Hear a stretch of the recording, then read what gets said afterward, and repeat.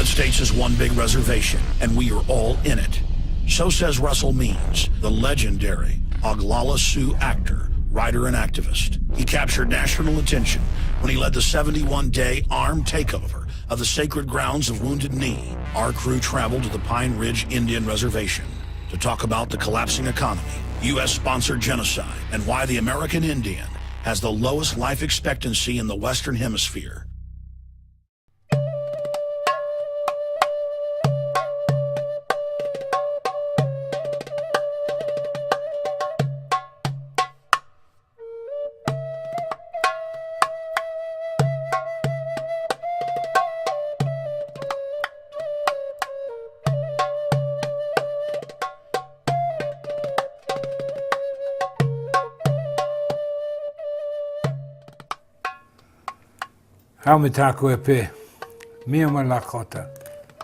Hello, my relatives.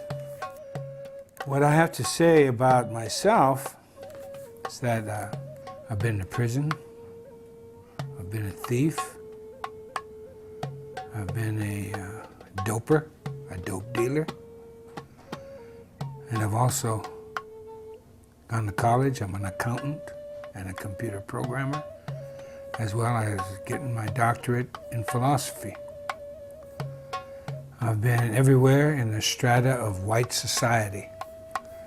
I've even hung around with multimillionaires when there were no billionaires. I am an Indian, American Indian. I prefer American Indian to anyone born in the Western Hemisphere is a Native American.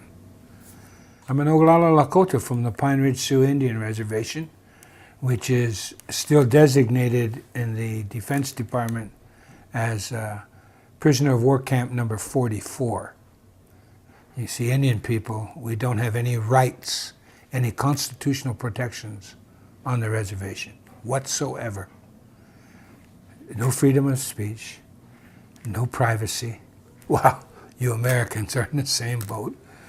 As far as being an American Indian and a Lakota, I also belong to the Republic of Lakota because a significant portion of my people withdrew from the treaties we made with the federal government. The 1851 and the 1868 Sioux treaties and American treaties signed at Fort Laramie, which is now Wyoming. But that's in the Republic of Lakota. So when we withdrew from the treaties because of gross violations, according to the laws that the United States of America is signatory to, and we have a strategy for attaining our complete independence and a return for our land. I've written an autobiography, Russell Means, Where White Men Fear to Tread is the title. It's a very thick book, 550 pages, but I'm very proud. I've had 17 printings in 16 years. So people are interested in who we are. And it's actually a comprehensive history based on my family of our existence in the 20th century and the deprivations we went through and the trials and tribulations. And so if you really want to find out about us, read my book, and then you can go to research any place you want to. But you see, the sad thing in America is that we don't exist in the 20th century. You have to specialize in Indian education of some sort, anthropology, history, and then go and dig in the archives of wherever in order to find out anything about us in the 20th century. So there you have it. You know, the American people, for too long, have been an irresponsible, free people. And even generation to generation, as they've become less free, they don't recognize it. They have lost the ability of critical thought. In order to regain critical thought, all you have to do is read your Constitution and then look at the laws that govern you, especially from the federal perspective. It's unconscionable to allow your freedoms to be taken away decade after decade after decade, year after year. And I'm very proud of this, by the way. My nation, the Lakota, were the first nation to militarily defeat the United States of America on the field of battle. And that resulted in the 1868 Sioux Treaty. Be that as it may, what has happened after they economically forced us into these prisoner of war camps by destroying our food supply and our rite of passage in our own land, they confined us to these, and then they began practicing and perfecting their colonial tactics. What has happened is now America, because of the irresponsibility of your forebears and the irresponsibility of yourselves, you are now on one huge Indian reservation. All policies were bred and born and birthed on an Indian reservation, and then exported to the world, and now comes back on the backs of the American people. You have a near perfect document. In the words of Benjamin Franklin in 1744, to a collection of colonists discussing freedom, he said to them, and I quote, "If a nation to the north can form a near perfect union that has endured for centuries, why cannot we form a more perfect union?" Unquote. So they're talking about the Iroquois Confederacy, and that's where the Constitution comes from. Because in 1988, on the eve of the 200-year anniversary of the Constitution, it was a unanimous thank you by the Congress of the United States. They sent in writing to the Six Nations Iroquois Confederacy, thanking them for their input into the Constitution and the formation of the United States of America. So you see, the Constitution is Indian law, and that's why I love it.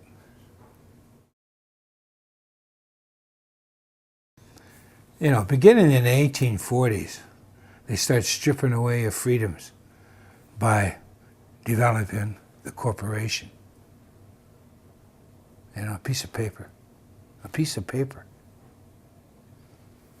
And then in the 1870s, of course, during Lincoln, when they declared martial law, and even after they ceased civil war, martial law continued on for another 3 or 4 years when it was no need to.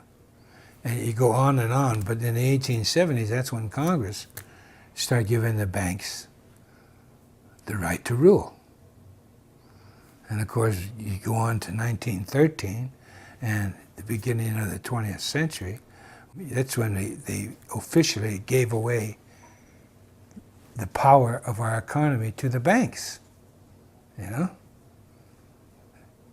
They can print the money for us. According to our Constitution, the people should never allow their money to be printed by someone else. Hello? So the history of the Indian and the history of the American have now come full circle, and we're intertwined in the dictatorial policies of those that control the monetary system of America. And they have done such a bad job of it that they're destroying themselves. It's ludicrous at best. What has happened in Indian policy, or I should say American policy now, is that because you don't have control of your money, the international community has refused to invest any more into the financial instruments of America because they know they're worthless, that the United States is too far in debt and cannot cover it. So consequently, they've refused to buy the bonds and the treasury notes, etc. At any rate, the Federal Reserve has been, for over a year, way over a year, been printing money when no one's buying the financial instruments of the United States. So what the Federal Reserve has been doing is buying those federal bonds and treasury notes and then printing more money. It's absolute suicide. And it's been proven from empire to empire that when you allow your human right, your individual rights to be usurped, that's when empire grows and could care less. I was growing up when this country, they started emptying this country. Around the 50s, the unions had become so powerful, they were about to form their own political party. They had shown during World War II how powerful they were in the vote for the presidency and the Congress. But they sat down with the bankers and the government around 1950, give or take a year, and they made a deal. The leaders of the unions made a deal with the leaders of America and sold out the unions. So when the people began to organize and gather and really have some power, it was negated. And it's been negated ever since. Ever since. You know, you have no privacy. None. You have no protections anymore. Now, I could be a smart aleck and say, how does it feel? Because I know how it feels living on a reservation, a prisoner of war camp. Now, I can be an American, take my Social Security card and leave the reservation and be like the rest of you. You know, they welcome that because in America, they had forced relocation for Indian people back in the 50s. It was fostered under Truman, the relocation plan. And the man appointed to run that, the first man, he was the one who headed up the Japanese internment relocation program during World War II. So he went and headed up the relocation office for the American Indians, and I went on relocation twice. That's kind of a con job, but anyway, I made it out twice. And that's what they want to do, a diaspora. And therefore, guess whose land they're after?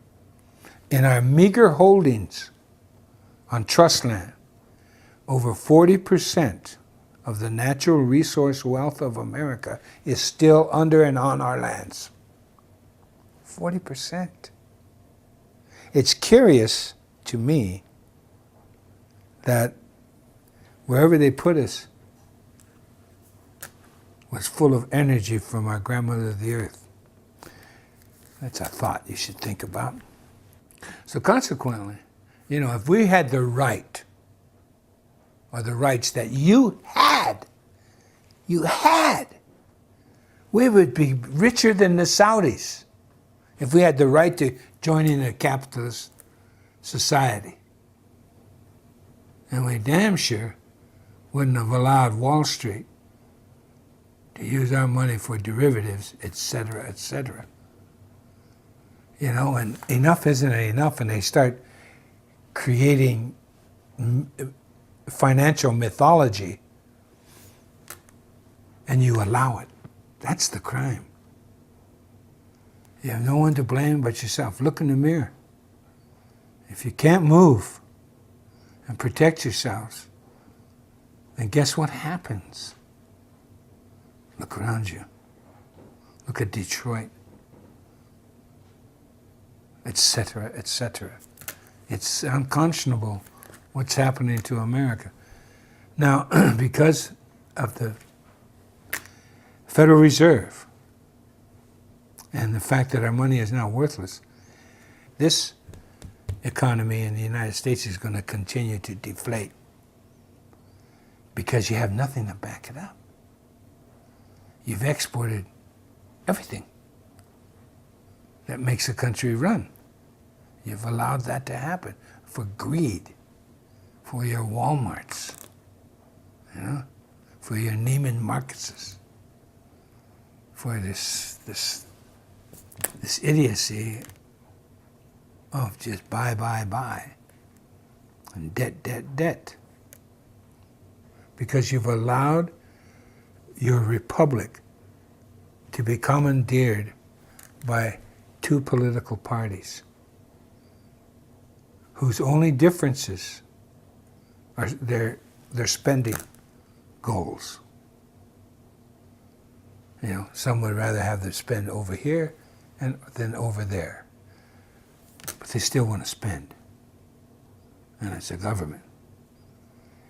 There hasn't literally been literally no difference in those two parties for quite some time, since I would say the Civil War. All one has to do is look at the results of history, and that's proof of the pudding.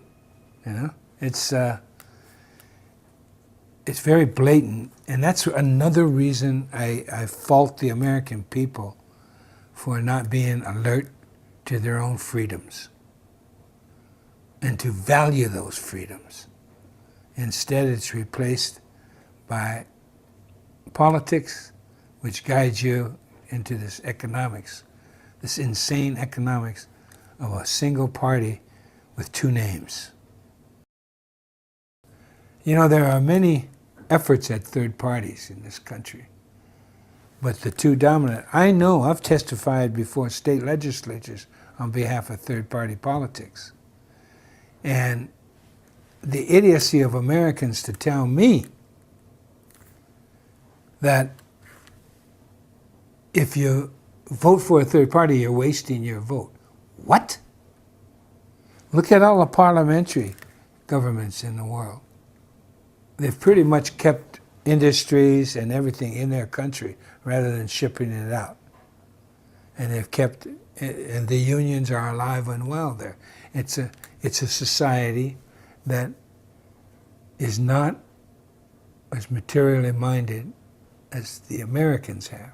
And I fault that with the reason we've become just so materially minded is because Americans don't have a culture. They left their cultures behind. And you see, culture is about values. Anyone says any different is a Democrat or a Republican. At any rate, culture, I find, is the necessary backbone for value. And if you have value, you have culture. I visited most of the countries in Europe, and they still had ironworks. They still had clothing industry, made their own shoes, et cetera, and they still do. They also have such a culture as they know how to live in cities. In America, we don't know how to live in cities. Getting back to the local.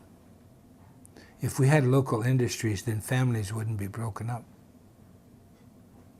In the Americas, I think of only one city that comes close to Europe, and that would be Toronto. You know, when I went to Europe for the first time, I was at the World Council of Churches, and it was a breath of fresh air. All these white Europeans were sitting around me, and just their conversations was refreshing. And I got a different look at what white people are all about. And it seemed to me immediately that these Europeans were a lot more responsible than Americans. It was immediate.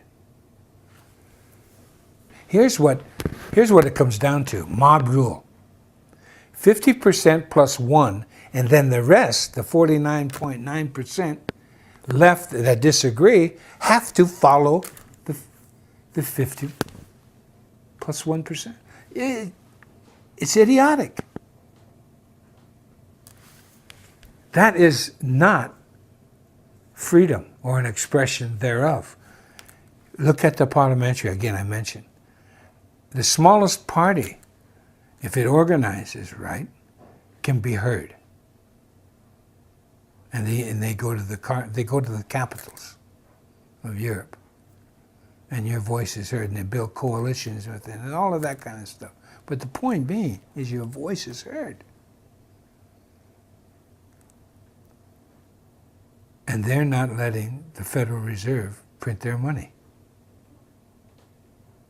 So consequently, all the lies you hear from the corporate media in the United States, they give you Greece. And yet, England is far worse off than Greece. But they don't say anything. It's in America. I think in the think tank that I belong to, America is ranked the third or fourth worst off country in the world, economically. Your leaders have forgotten all about you, so welcome to the reservation. Since patriarchy reared its ugly head a little over 6,000 years ago, everything that is structured in the patriarchal world is a pyramid. Everything. The religion, corporations, governments, everything's a pyramid structure. In order to get some sanity back into the world, you have to very simply go local. In the Republic of Lakota, here's the way we're going. And I'm looking at my ancestors who are responsible, in part, for the Constitution of the United States of America. Why not go to the source? So I look at my people, and there's such a thing as a clan system within the nation. It's made on blood, related bloodlines. And then there's such thing as sister clans, or you might call in-laws. What those two groups prevent is incest at every level of life. Prevents it. It also ensures unanimity. A decision cannot be made unless it is unanimous. In the Republic of Lakota, what we want to do in going local is to form neighborhoods. The neighborhoods can be 2 houses, 2 families. It can be 40 houses. It can be 400 houses. But if that community, when it makes a decision, it has to be unanimous. Remember, mob rule hasn't worked here in America. It's very evident. There are people in America today that go by that rule. The Quakers, they're alive and well and very prosperous. And the Six Nations people of the Iroquois Confederacy, they're still doing it that way. A good portion of them. There's others that have joined you Americans that refuse to accept that type of government. But if you take the time to be unanimous, to understand one another, so that you can forge a unanimous goal, it doesn't mean uniformity. It doesn't mean socialism. What it means is you agree to the end result, and you build the ladder needed for that end result. And you do it with patience. Patience is golden, people have said. And that's our simple way. So if you have a neighborhood that just 2 houses get along, that's fine. If you have a neighborhood with 20 houses that get along, that's fine. It doesn't matter the size. Size, bigger isn't better, as long as your neighborhood is unanimous. Now think about it. Just take a moment to really research that in your mind. What a concept, huh? To agree with everyone that is important to you, that are important to you.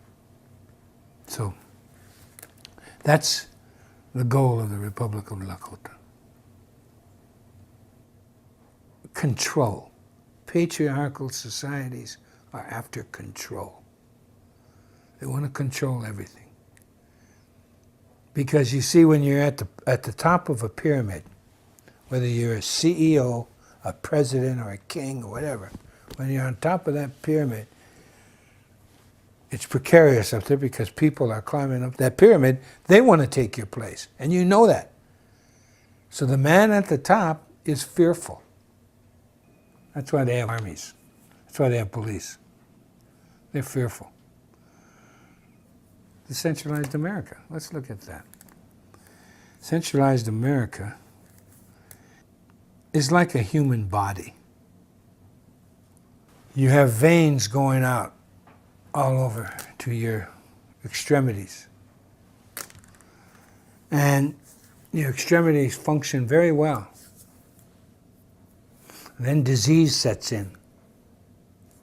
And all of a sudden, the blood is not being fed to all these extremities. And the right and the proper nourishment to keep your body free is co-opted because, number one, you don't eat right, you don't exercise right, and you don't have a feeling of well-being, because the psychological is very important. So your body begins to die prematurely. Well, that's the same thing with life. Life is organic. And in order for it to be organic, everything has to flow freely. If you over-centralize anything, look at a forest, for example. That is centralized. But what's the first thing you smell when you go into a forest? Decay. Because there's so many trees that are strong, and they're up there reaching for the energy of the sun. And then there's the other trees that came later, and they're weak, and they're searching for the sun, but they're crippled because they can't reach it because of the big trees. And so the forest begins to die. Or you look at everything and anything around you, and you'll see that anything that is centralized is wrong. What really blows my mind is you go to school and you learn history, but it means nothing to you because you don't do anything to change it. Another empire rears its ugly head and does the same thing that every other empire has done. They overreach, become greedy, and they become too large for themselves, and they can't maintain, because what happens when you become an empire is you've got to maintain a military. That's the only industry left in America. That's proof positive. Look at the budget of the Defense Department. How do you allow that? We weren't like that when I was born. I was born in 1939. We weren't the world power. There was another empire called Britain. And allegedly, the rise of communism was another empire. Both of those empires are gone. Just like the Romans. Just like the Egyptians, the Ming Dynasty, Kublai Khan. On and on and on throughout history, the same mistakes over and over and over again. When I was growing up, it was a more libertarian society on its way to extinction, but still it was libertarian. Children were safe. We could go to the playground without adult supervision because we were safe as children.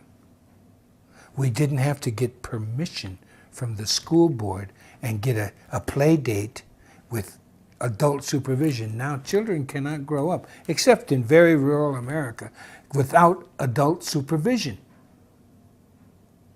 So if you're going to go local, you have to start with your family. I have a friend who has a son. I have a son the same age.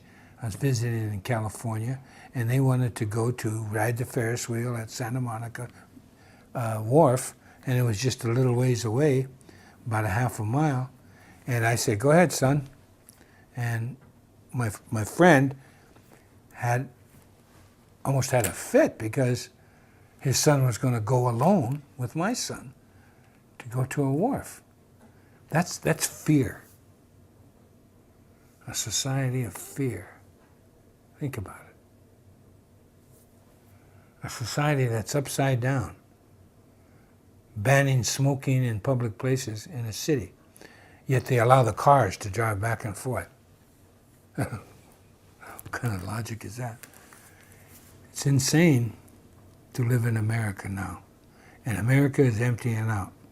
I have friends, and I have friends of friends who are upper middle class, and they're moving to Central America. A lot of them have moved. Some have moved to New Zealand, some have moved to Australia. But most of that I know have gone down to Costa Rica and Panama. They see the handwriting on the wall for America. And it isn't good, because to wrest control of the monetary system from the Federal Reserve will take, I'm sorry to say, a revolution. And America has been through it before a couple times. So, you know, and three times actually, if you count the union movement, because they revolutionized the people. And whether you like unions or not, there was a time in America when the people, through unions, made their political mark on the ways of America. For instance, the union movement was responsible for the GI Bill, the greatest affirmative action program for white people in the history of America. It's information deprivation. That's what they're giving us, you know, with the federal school system, no child left behind, and all of that, the dumbing down of America. You know, that's Indian policy. That was born on a reservation in the boarding schools, man. How you dumb down a people in your mode of education. See, I'll give you an example of America as I was growing up. Again, more values here. You know, with local control, you have more honesty. That's just a rule. Think about it. Local control engenders honesty. When I was growing up, I went through a school system in Northern California, and all of California's public education was considered the finest education in America. And this is in the 1940s and the early 50s. America was considered number one in education in the world. So I have the benefit of coming from the best public school education system in the world. That's pretty good. Now, the United States of America is ranked 23rd. I know it's worse than it's ever been. It's ranked, in the world, you're ranked. And California is ranked 43rd in the nation in public education. Wow, what happened? What happened is you got saddled with Indian education. That's how they educated us. They dumbed you down. They're dumbing you down. You know? So there's no value in education anymore. It's Indian education. And that's why I call America the largest reservation in the world. 24% of America, of people who are able to work, are unemployed. That's 24%. And that's being kind with that statistic. That's being kind. I grew up in America when there was no homeless. There were hobos. There were bums. I know I used to be a bum on Skid Row. But there are no homeless. And all of a sudden we got a homeless. And it's mostly white people. Uh-oh. That was your first wake-up call.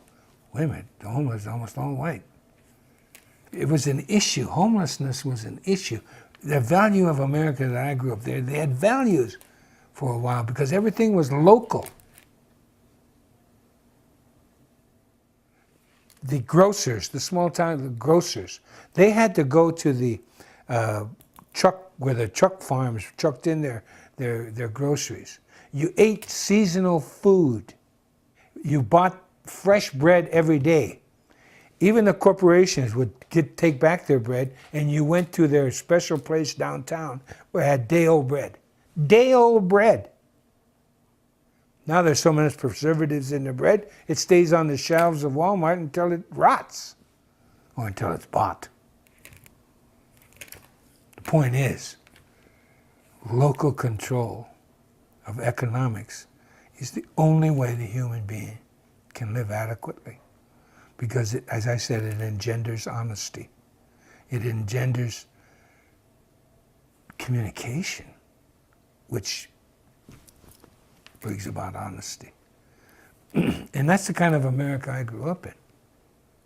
It wasn't completely fair, you know, but it was a hell of a lot more happier, for me at any rate. I wouldn't change a thing in my life, especially my childhood. It was invaluable to who I am today. And it just saddens me to see America being despoiled by the ruling elite. Understand the patriarchal model of the pyramid, and you'll understand that as long as that pyramid exists, you're going to end up in the America you have now, and it's only going to get worse. That you, along with your parents, your grandparents, and their parents, sold our rights down the river, man. We have a duty, and you better get real. My duty is to my own people, my local area. And that's why I have the Republic of Lakota. Because I tried to force the United States of America to live up to its own laws, and I couldn't do it. And the American Indian movement couldn't do it. And all we wanted, we were constitutionalists. It's not a hopeful time unless you grab a hold of the Constitution. It's not too late. It is not too late.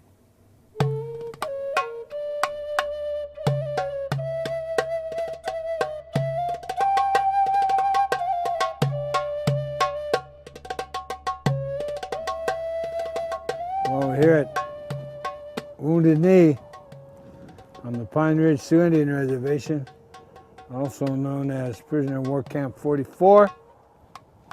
And here's the mass grave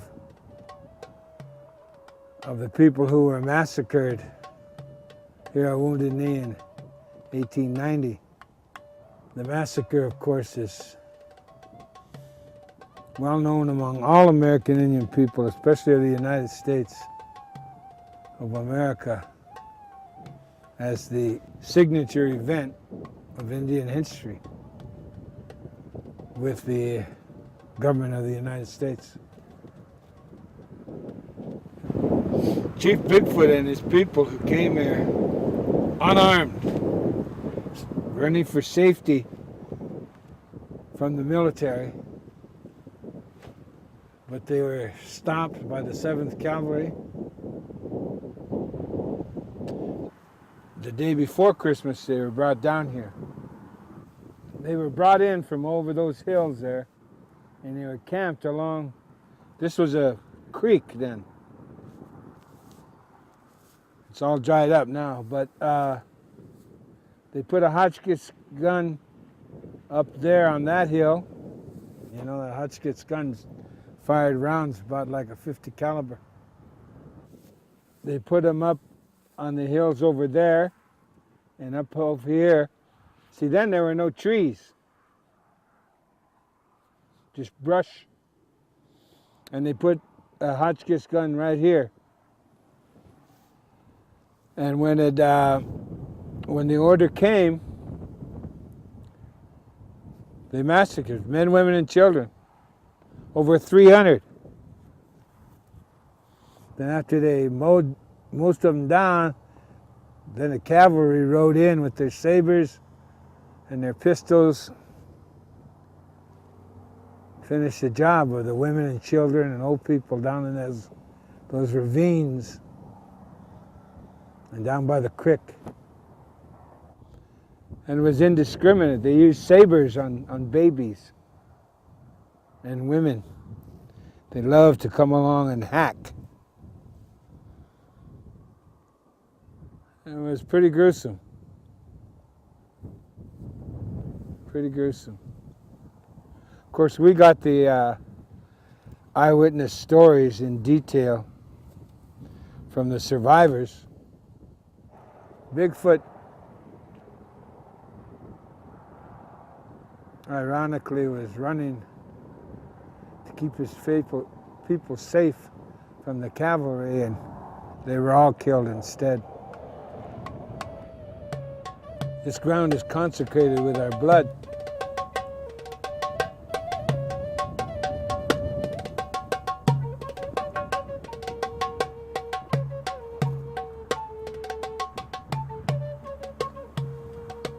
Back in the 1800s,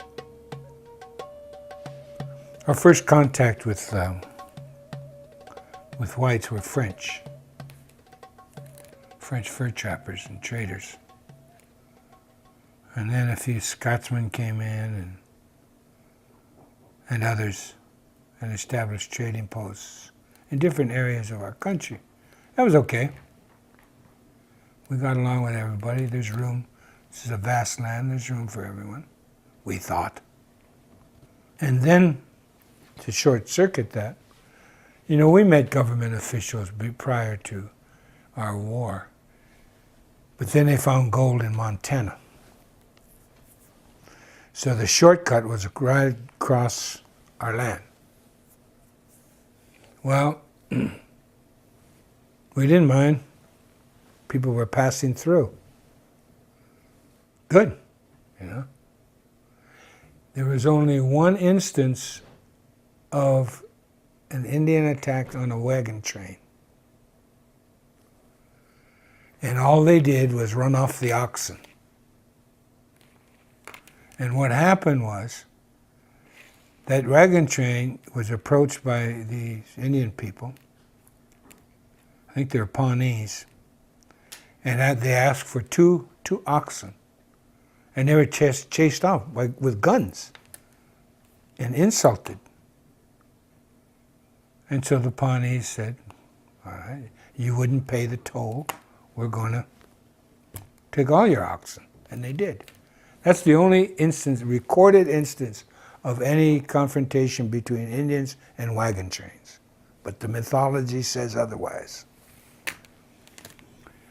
But then the army, at the insistence of itself, started building forts along what was called the Bozeman Trail.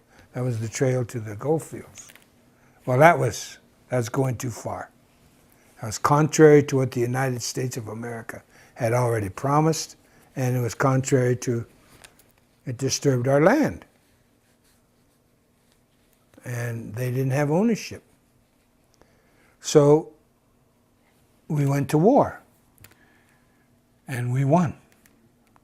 The result was the 1868 Fort Laramie Treaty, and the United States agreed to all our demands, every one of them, and left. They got as far as Chicago, and then they changed some of the treaty. They kind of took about 1/3 of our land away. All of what was in now the state of Nebraska. They cut that because Nebraska was about to become a state. So they They cut that portion off in Chicago, went on to Washington, D.C. The treaty was ratified by the Senate and proclaimed by the president, the then president. So these unruly Sioux people, these Sioux Indians, we got to do something about them. So they embarked on the war of attrition on our food source. And here's a staggering statistic that is fact, anthropological and historical fact.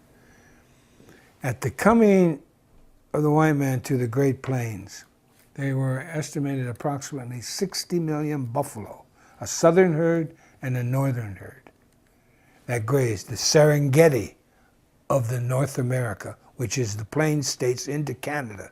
That whole area was a vast migration of natural animals. 60 million buffalo. 60 years later, this was at the beginning of the 1800s. 60 years later, there were 200 and some odd left. That's 1 million a year killed. That kind of devastation is unknown anywhere else in the world. And that's one of the legacies of the United States of America. And that's what got the Plains Indians to acquiesce. Not just the buffalo, but all that migration that represented a food source, a shelter factory for hides and clothing and medicine. I mean, real medicine. All of that slaughtered. Because along with the 60 million buffalo and millions of antelope, millions of deer, millions of all types of birds in our gardens, unbeknownst to almost everybody except the experts, the anthros and the archies and the hissies, the Plains Indians planted food. We had farms, we had gardens. It was that simple. It was real easy to grow things. So then we had to come into the reservations. We were starved into it. Literally starved into it. But when we came in with pride and dignity. Even though we had been logistically defeated rather than militarily defeated, we became dependent because our food source was gone on handouts from the federal government, starvation rations. And because of the demoralization of that fact, and the fact that our women were regularly raped, we still stood up.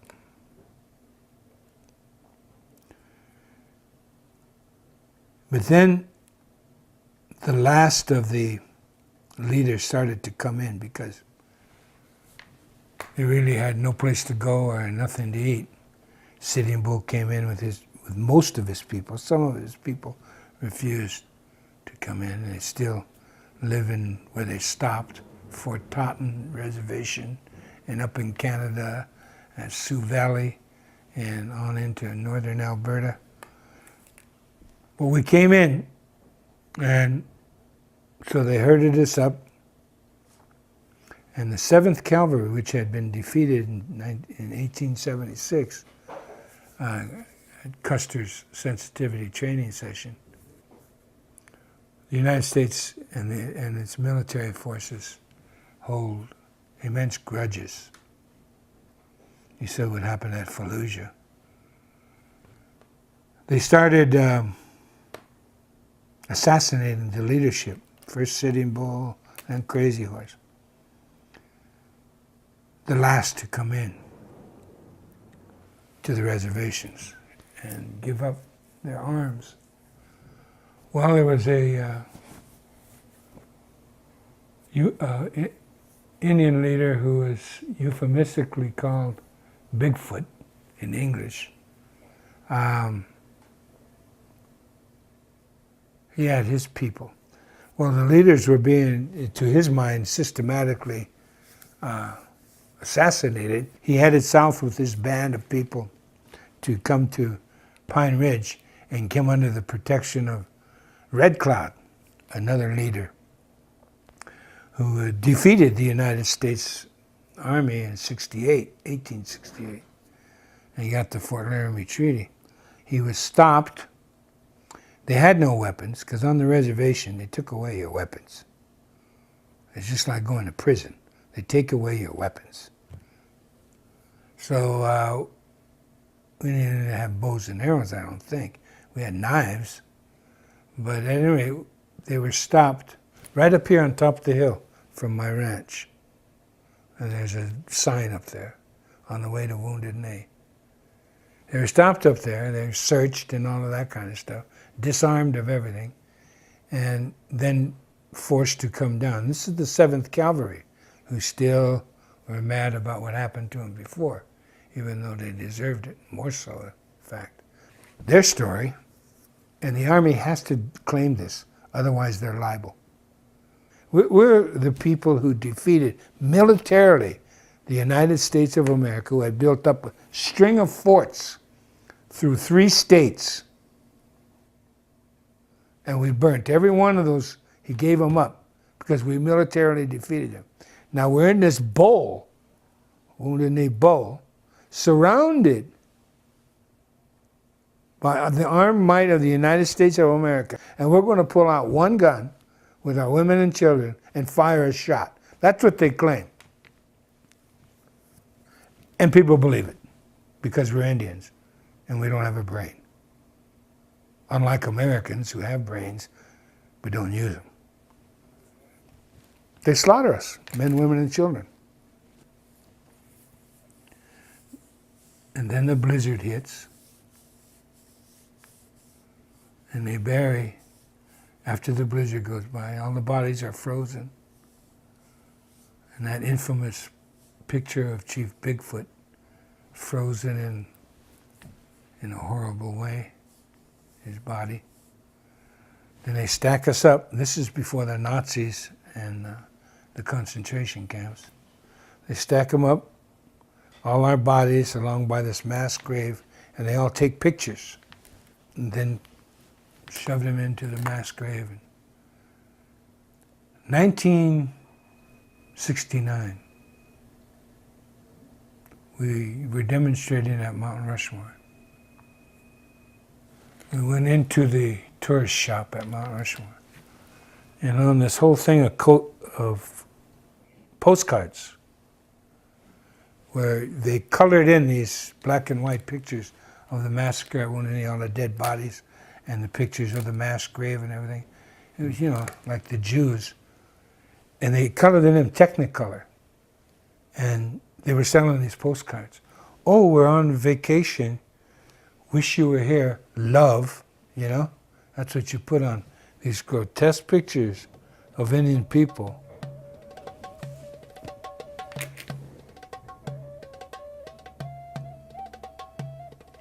We tore up that shop and we took over Mount Rushmore. Stayed there for a year.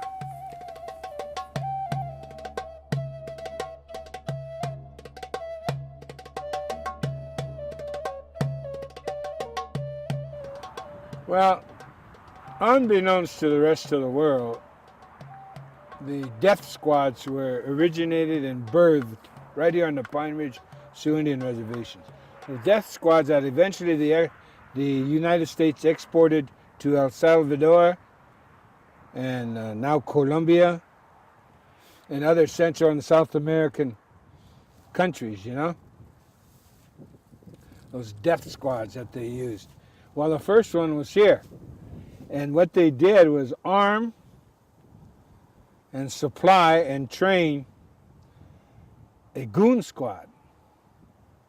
A goon squad of Oglalas who were under the personal guidance and protection of the president of the Oglala Sioux tribe, the reservation. He was the lackey the U.S. government used. And after we took over the Bureau of Indian Affairs in Washington, D.C., and then left there without anyone getting arrested, we took it over for 7 days during election week in November of '72. And then we came back here, and they thought AIM was going to attack the Bureau of Indian Affairs here. So they brought in a squad of 80 marshals in their paramilitary squad, and they put them up on the roof of the Bureau of Indian Affairs building and guarded it, while we decided, under our traditional chief's direction, to come here instead of attacking that. And we did. We came here that night of the 27th of February 1973. There was a trading post right over there with a house beside it, and there were other houses over here where they all lived. These are the traders, the white people. And we took that over, and then we took over the church that was in front of the graveyard, and we held this ground, all the bowl. You see, it's like a bowl here. And the feds put all their guns up on these hills above us, all around. And for almost every day for 72 days, they poured in fire. And they even used .50 calibers on us, which is illegal according to the Geneva Convention. But what the hell, we're Indians. So we actually didn't believe we were going to come out of this alive. They agreed to our demands, and within 35 minutes after we stood down our arms, they started violating every one of those terms they agreed to. So we learned the hard way, just like our ancestors, you know? You can't believe a white man. They lie, especially if they work for the government. Over 260 court cases, and we won every one of them. Once we were inside Wounded Knee, we reformed the independent Oglala Nation. We reinstituted our philosophy of life. And it ruled by unanimous consent, and we kept everything here. We had to, we were surrounded. But it's just an example of local control. If you have local control of the economics, if you have local control of the foodstuffs, if you have local control of your travel and transportation, you have freedom. And your freedom to act as neighbors. You know, you don't need government because you have each other. It's a simple way of life, but I guess it's too profound for Americans.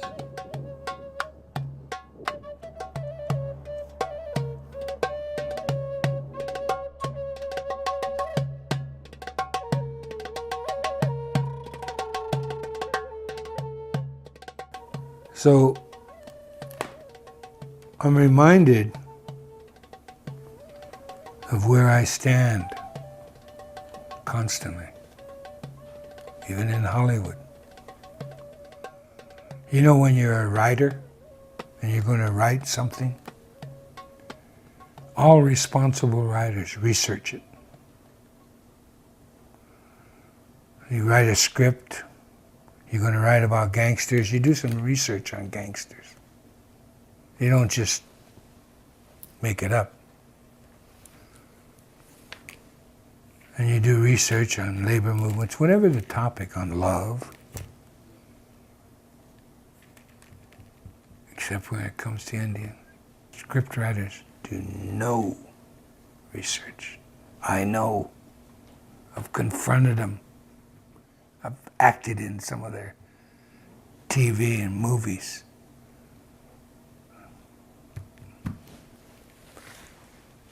So I know where my people stand in America, you know? But this is my land. I love it. and it's governed by Indian law. Ironically, isn't that beautiful? That's beautiful in my eyes. So I love this land, and I'm sad to see it's my duty as a Lakota to welcome human beings. So that's why I fight for this country. That's why I fight for the Constitution. That's because I see too many wounded knees. The Branch Davidians, it's a white man's wounded knee, you know? When Clinton, a Democrat, attacked his own people and slaughtered them. Wow. Never stops, does it? And then they're demonized. And you know what they went to prison for? Those that survived that Holocaust? Illegal possession of firearms. The reason for sterilization is that usually is visited upon tribal people. People who still lean towards matriarchy. People who are organized in a socio-economic way of life that is counter to the existing paradigm. And those are the people they pick on to sterilize. You know, at the same time in America, when in a 4-year period, they sterilized 42% of our women, American Indian women. At that same time, they sterilized 35 or 36% of the Puerto Rican women in Puerto Rico. Because there was a groundswell of liberation movement in Puerto Rico that was getting way too big. And I guess one of the methods they employed to stop that, besides prison and deprivation of your individual rights, they sterilized Puerto Rican women at the same rate, almost the same rate, during the same time period. And you know, that was never really brought forth, except by us Indians. We're the ones who found it out. But that's my answer to the fact that the dominant society is fearful, and always has been, of matriarchal indigenous groups. And those are the ones they always want to control the population. And you go around the world, the Ainu north of Japan, the original indigenous people of Japan, driven to the northern islands. The Sami people of Scandinavia, commonly referred to as Laplanders. And you just go on, the indigenous people of Africa. The massive sterilization down there, the massive slavery, my God. It all started with the Arabs, you know, when they started enslaving Africans way back when. So it's continuous attack on indigenous people, the world over. You know, they talk about the bio whatever it is, the biofood, the pharmaceutical, all the corporations. You know, it's just one word, it's greed. They've set up a system, and the American people are the laboratory. They set up a system. What's the best way for our industry to profit? Well, we got to have sick people. They go to the scientific community in league with the government to okay all of these drugs that can kill you. What's unbelievable is they advertise these drugs as lethal, and people still buy them. Huh? That, along with the Social Security, I mean, what are our Americans? Man, What happened to their brains? Well, I know it's the educational process is a lot large, but I think these foods, I'm convinced that an entire people that do not want to say anything about defending their rights, that don't do anything to stop the continual deprivation of their individual freedoms, it has to be also in the food and in the medicines, along with everything else, because nobody's that stupid. To see these TV commercials on supposed medicines that they tell you is lethal. Well, you know, if your liver goes bad, immediately call your doctor, or whatever they say on there, you know. It's unbelievable the situation Americans have allowed themselves to be put in, and they still do nothing. They still do nothing.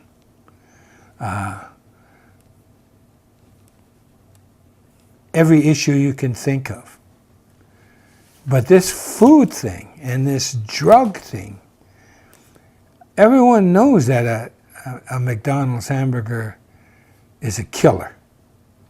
And everybody knows all of this food is bad for you. And they even print it on the side, aspartame. All of that is on the label. And if you don't know what's good for you, what kind of person are you? Because you have children, you know, and you were a child once.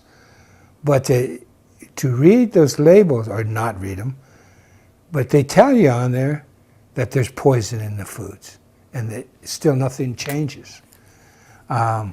This reservation is a perfect example. You can't talk to people on this reservation not to eat meat. They think, they've been convinced that we were a meat-eating people, which we're not. Indigenous people don't have refrigeration. You can't be a meat eater if you don't have refrigeration. I mean, it can be part of your diet, but it's damn sure not a major part. It's just mind-boggling the hold these corporations have on America through the media. You don't even have a court system to back you up anymore. There used to be the Sherman Antitrust Act. There used to be food and drug laws, all washed away by politics, by Congress. When I was growing up in America, we had one forced inoculation. Every kid had to get a smallpox inoculation. And not only did that shot hurt a lot, but it got infected, it got pussy. It's supposed to do that. And in my little mind, I thought that was wrong, just wrong. Making you all sore and pussy and infected to make you better. I couldn't wrap my little mind around that it was good for me. So having had that experience, and then finding out when I started having children, and I'm 72 winters old, and I have children that are now half a century old, and and young all the way down to 19. So I've had a series of growth through the school systems where more inoculations with each decade of my kids, and it's gotten horrible. When my last two, they were born in 85 and the next one in 91. When they were born and became school age, I didn't want them getting inoculated. And I found out they couldn't go to school unless they were inoculated. I didn't have the wherewithal at that time to homeschool, and my wife, and the mother of my children, she wouldn't homeschool them. She was in complete disagreement, along with her parents. So I acquiesced to allowing him to be. And then when my last child was born in 91, I was vehemently against him being inoculated, and I wanted to homeschool him again. And then I was at the position where I could. And again, I lost out to the in-laws. So I'm well aware of those inoculations, and what scares me about those inoculations is the fact that I think that goes in large part to the dumbing down of America. I think it does something to your brain that shuts an important valve off, one of self-worth or something. Because if you look at America, it's becoming one huge sick society. And I mean physically sick and mentally sick. And the proof in the pudding, I think, are the elections.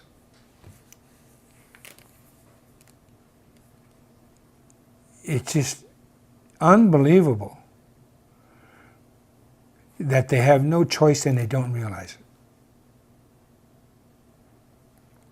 You know, what gets me is that the gall of Obama going around campaigning for, of course, other Democrats.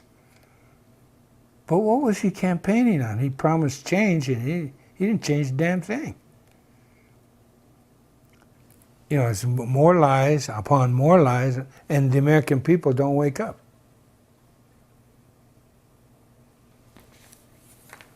It's unbelievable that after 2006, anti-war demonstrations disappeared. Well, you know, because of what the United States did with Indian people, America then became the role model subsequently for Hitler's treatment of gypsies and Jews and Poles and gays and homosexuals. And then South Africa adopted the reservation system and apartheid because of the example of the United States. This is all written history because Hitler wrote about it when he was still in Austria. So that United States of America knows how to treat the lesser human being. I forget how he put it, but the human beings that do not deserve equitable treatment. So, unfortunately for the other peoples that suffer, America was the role model for concentration camps. I know the Japanese did it, and you know, the Japanese were not treating American soldiers or any prisoners badly until the United States, and this is a little known fact, the United States started sending the Japanese to concentration camps in western United States. So that too is factor. It's not an unknown tactic about the scorched earth policy. I mean, that was done throughout empires. In fact, that's how you rewarded the soldiers, to keep them fighting. They got all the loot and the women that they could, you know. So Sherman's tactic in the South wasn't new, very effective. It's called terror. And so he came out west to try to employ that same thing, but he failed. And it was one of his lieutenants that called the Lakota, my people, the finest light cavalry in the world. We were too mobile, the Plains Indian, for Sherman to be successful. The whole railroad system was dependent on a safe throughway through the plains. And the Plains Indians were, for lack of a better term, nomadic because of the Serengeti, or the plains of America, of North America. So That definitely had a part to play in the dream of the railroad barons and the industrialists of America. And also, you know, the imperial reach of America, because they were definitely, they needed to connect the West Coast with the East Coast in order to grab a hold on America. And of course, most of America was done illegally. You see, the Louisiana Purchase wasn't a purchase, except for the fact that what they purchased from the French was the right to negotiate with the Indians, free of any interference from France. Doctrine of discovery had already claimed that. So according to the Catholic Church and all international law, they own the Louisiana Purchase. But all they sold to the United States of America was New Orleans, and then some of Louisiana, most of that Delta.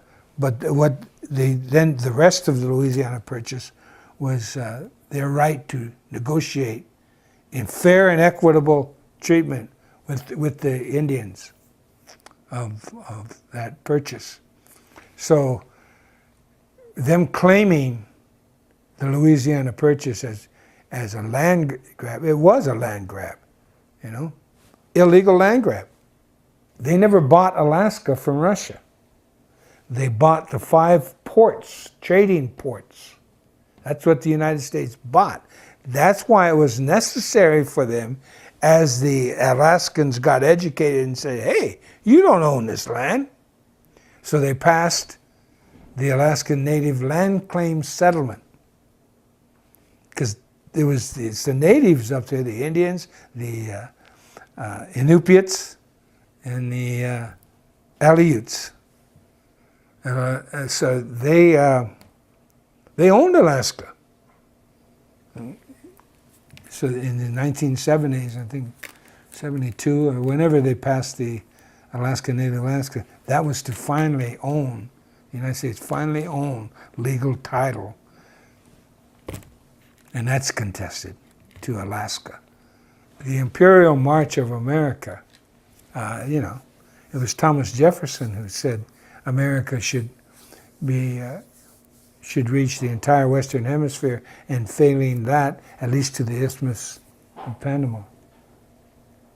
The thing about George Orwell is that he wrote a book to be entitled 1948, and it's supposed to be factual. He immediately saw what the net result of television was going to be and become. So he wrote a book, 1948, about the massive control television would put upon the American people. Well, his publisher said, look, this book will never sell. You've got to fictionalize it and create another title. So he inverted it to 1984, and he wrote his book, as we all know, 1984. Well, television became that, and a good training ground for the subsequent generations to be to have the attention span, you know, of a gnat. And so now you've got, it's amazing to me. Big is better, and I've watched society go from widescreen movie things to widescreen TV. Except the younger generation doesn't pay that much attention to TV anymore. They're going small. Now, it's unbelievable to me that society not watching movies on a telephone and playing games on these little devices with a small screen, when all the time in America, big is better. Wow, what a transformation, but nevertheless, it's even more so now. The largest part of entertainment industry is video games now, and it's outpaced movies, everything, TV, and it brings you further remote. So what does the government do? It brings you in to use Jones, another video game, except this is real life. killing life. I don't understand it. The fact that TV now controls whatever the form, whether it's on your little handheld device or on the big screen, it's all about fantasy world, and that's what everybody's hooked on now, is fantasy world. It's even gone beyond 1984 in its completeness. And I do believe it's like a mass hypnosis. I don't get it.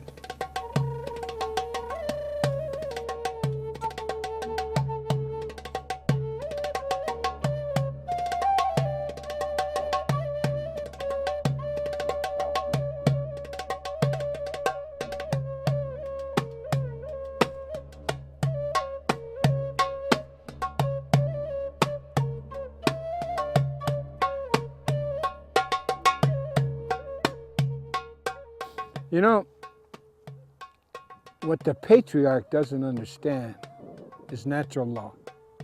Natural law is what you go by. In order to conduct your life as a human being, you have to learn what's around you. That's natural law. Learn about the trees. Why do the leaves fall? Not scientifically, but naturally. What happens when they fall? Well, of course, you go down there where the leaves fall and you'll smell decay. They're decaying, but at the same time, they're fertilizing.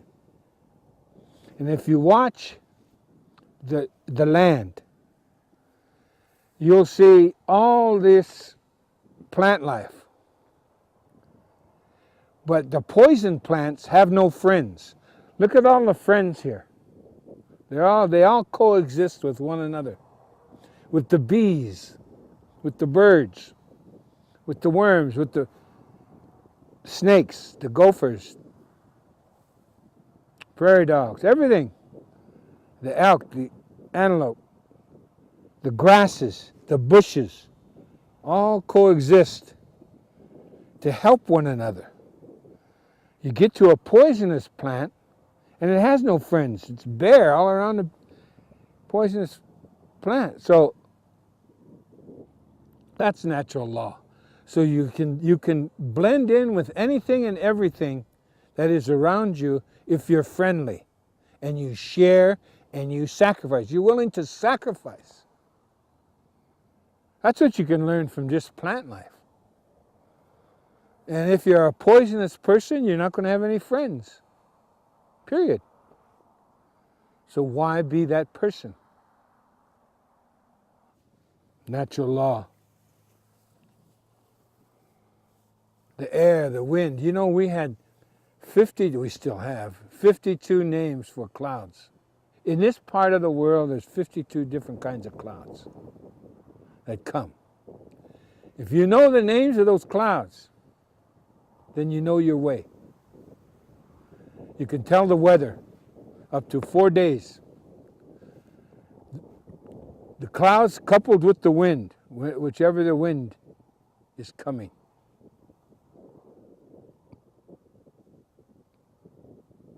That's natural law. What also is natural law is that everything that is round is sacred. Everything that is sacred is round. The raindrops, the leaves, you and I, all life is round. Even the wind is round. Wind travels in a circle.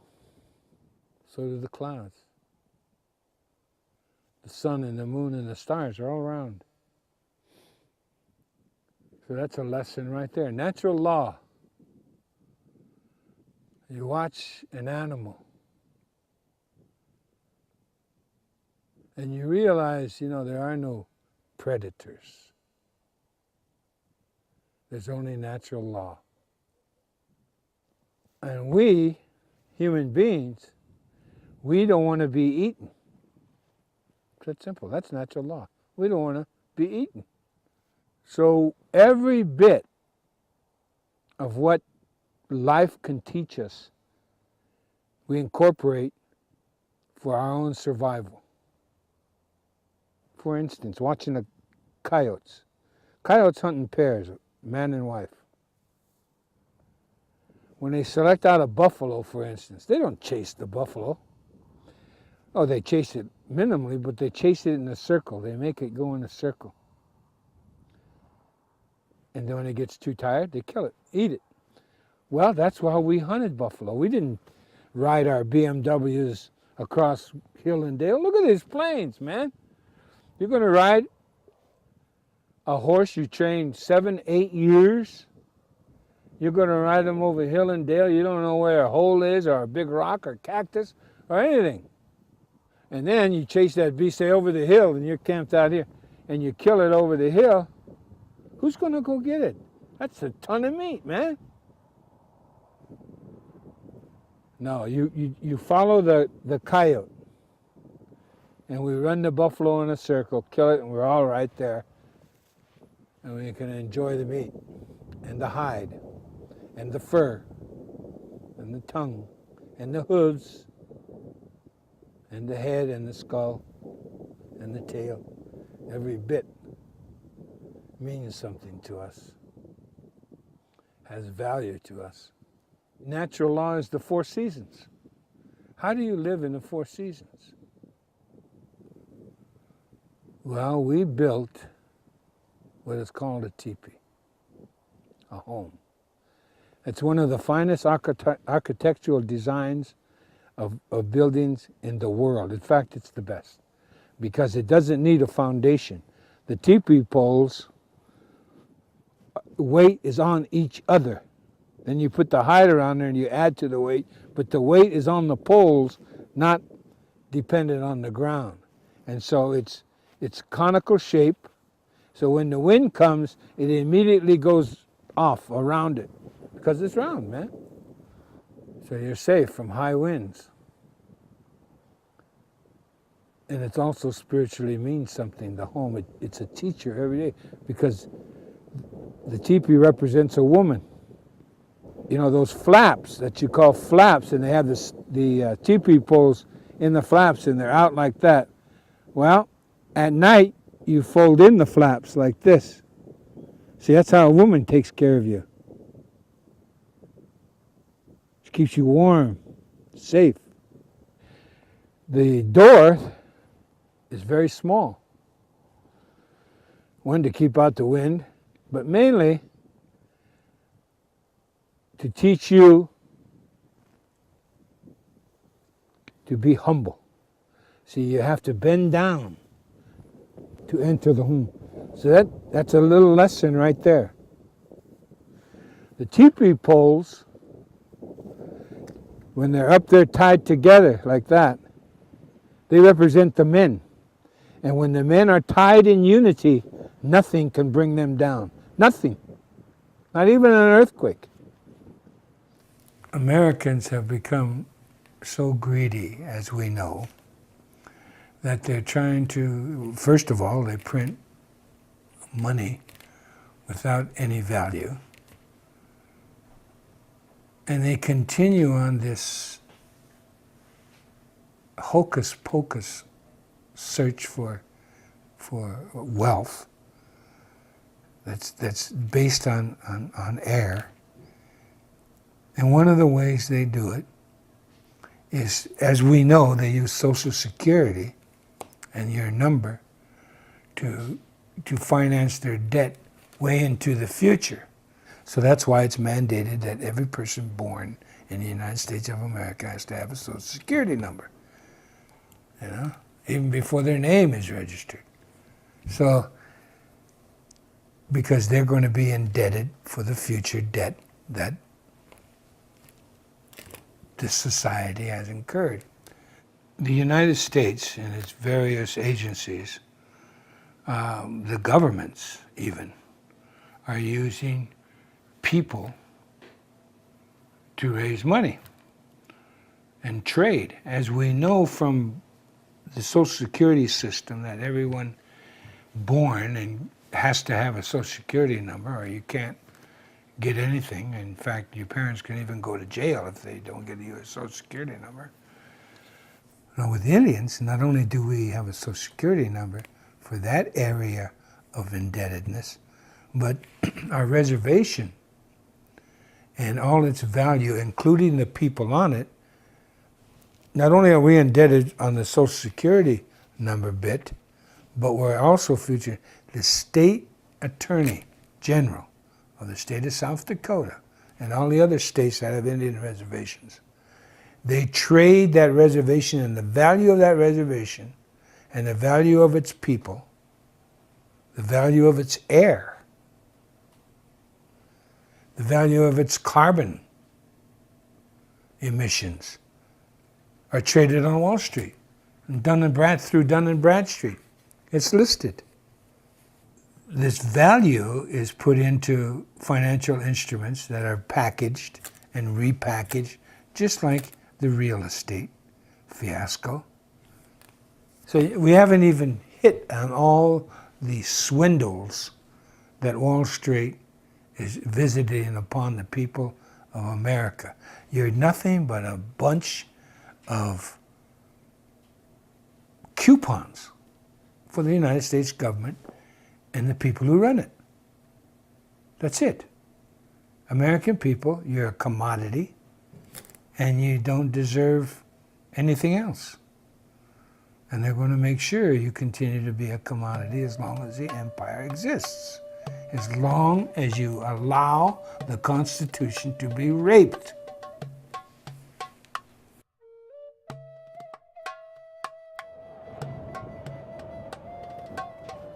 This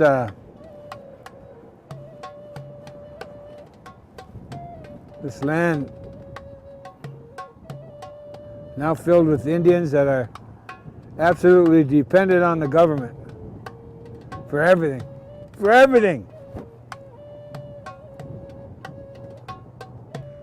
At any rate, you depend on the government, and what you'll end up with is poverty and a lot of paper. Because everything you do, the government requires a lot of paper. You have to fill out a lot of forms. Then they have to fill out a lot of forms. And then they go up to the next level of government, they got to fill out a lot of forms. And by the time it gets to where it's supposed to go, nothing happens. We have government health here. Our life expectancy, if you don't count AIDS, is the lowest in the world. Here. We are worse off than people in Haiti. Not only physically, but of the heart, our spirit, our reason to live. No, you don't want the government taking care of you. I do not speak untruths. Our land held in trust by the federal government, so we can't get loans, so we can't get businesses. That's some more paperwork you have to apply for. Our casino, the money goes first to the Bureau of Indian Affairs, then we have to write proposals to utilize the money. It's a never-ending cycle of poverty, dependency on the government. And in order for you to get ahead, you have to be like a congressman. You have to take bribes. You have to steal money, taxpayers' money. So America is no different than this Indian reservation. You're dependent on the government now, and you're getting what you deserve. But every time you try to get away from the government, they'll kill you. Or put you in prison. Or let you become an American.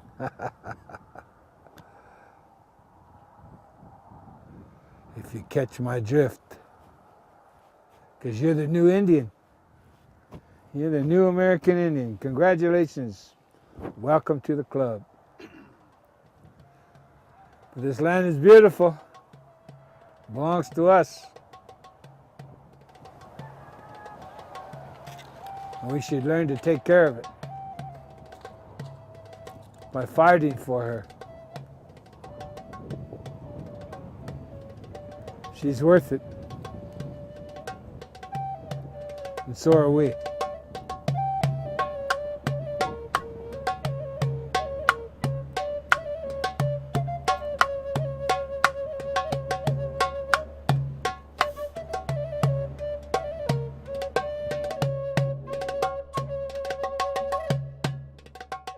Visit Infowars.com and PrisonPlanet.com. When you're on the sites, you can also tune in 24 hours a day to my daily radio broadcast. There's also a free iPhone app to listen to the syndicated radio show when and where you want.